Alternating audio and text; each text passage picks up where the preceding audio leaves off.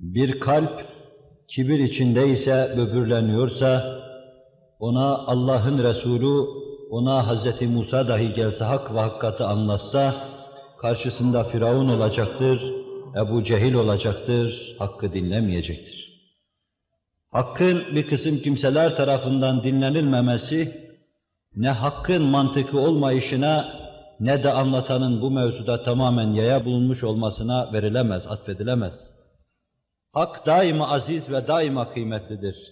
Hakkı anlatanlar bazı zaman, bu zamanda çoğunun olduğu gibi, hakkın kâmeti kıymetine uygun anlatamayışlarından hüsnü kabul görmese bile, fakat çok devirlerde umumiyet itibariyle, daha ziyade kalplerin hakkı dinlemeye müheyya olmayışı, insan kalbinin Allah'ı anlamaya hazır bulunmayışı, kibirle, gururla dolu oluşu, hakkın anlaşılmasına engel olmuştur.